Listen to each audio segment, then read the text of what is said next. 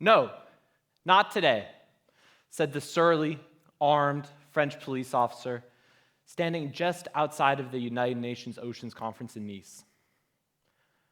The opening plenary session was kicking off just 10 tantalizing feet away from me. I begged, I pleaded, I asked for him to just let me squeeze through, but he remained firm. Instead, he pointed a mile-long, circuitous route across the dock, a 30-minute detour. As I began walking, still frustrated and jet-lagged from my 8-hour flight from Miami, I remember thinking, this is ridiculous. And then, this is familiar.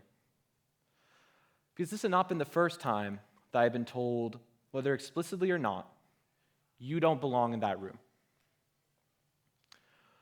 3 years earlier, I had moved from New York City to Miami, exchanging the concrete jungle for cool Atlantic water. And as I began figuring out what I was interested in on a particularly sweltering August day, I decided to try out scuba certification. This would be the decision that changed my life.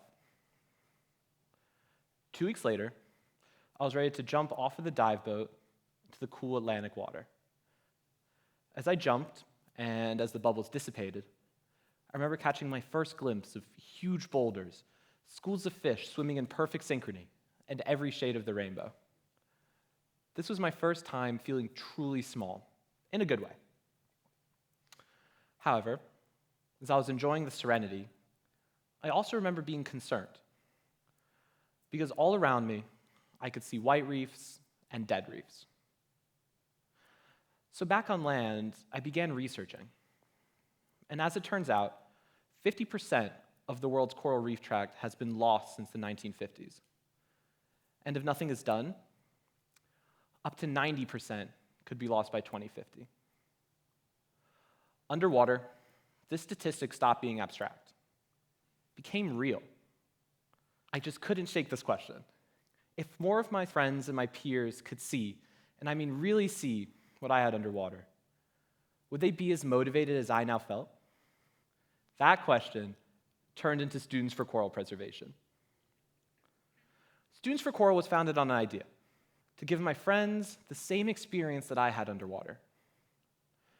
And with that came our first major project: bring a slice of the ocean to my school by installing a 200-gallon coral aquaculture tank into my school's environmental education center. And to my surprise, everybody said yes. But then reality sunk in. There was no instruction manual, no how-to guide, no adult telling me what to do.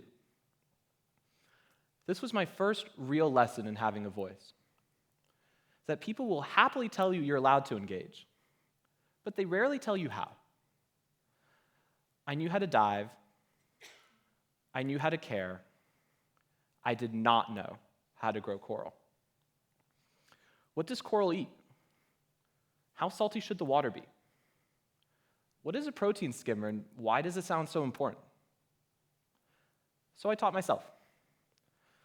I spent hour after hour researching every one of the over 24 required tank components, taught myself water chemistry, and fell asleep dreaming of pH test strips just to wake up and Google them again.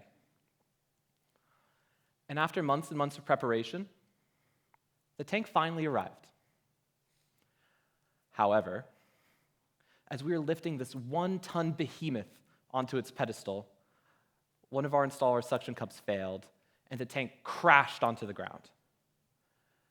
As I sat there, staring at my dreams literally scattered across the floor, I remember thinking, this is why no one takes kids seriously. A feeling that I'm sure many of you have felt as well. But I also realized coral restoration assumes failure. Equipment malfunctions, coral frags die, and tanks crash. In coral restoration, resilience isn't just appreciated, it's the norm. So I regrouped, I rebuilt, and I kept moving. And today, that coral lab is thriving. But this is bigger than the tank. Because now when I go into that classroom, I don't just see my project. I see students testing pH, debating filtration setups, and planning carpools for our next dive. And most importantly, I see that single idea turning into something greater.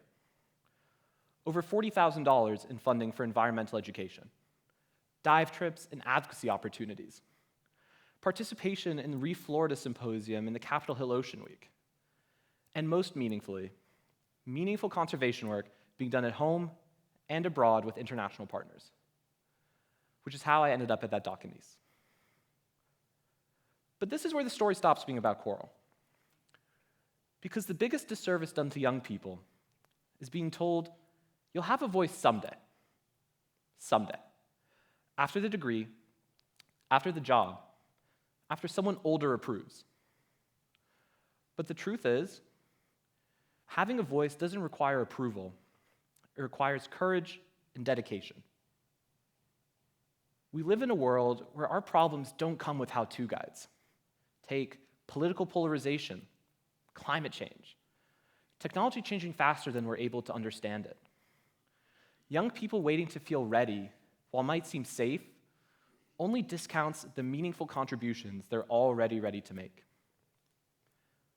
Everything I've built before I felt qualified. It started with doubt. It started with discomfort. And it started with people thinking I didn't know what I was talking about. And to be fully honest with you, sometimes I didn't. But I spoke anyway. Because back on that dock in Nice, I could have turned around, but instead I tightened my shoelaces and I ran. Because I realized you don't get a voice the second someone hands you a microphone. You get a voice when you decide that what you have to say and do matters. Even if the route is longer, even if someone is blocking your way, and even if someone tells you, not today. Thank you.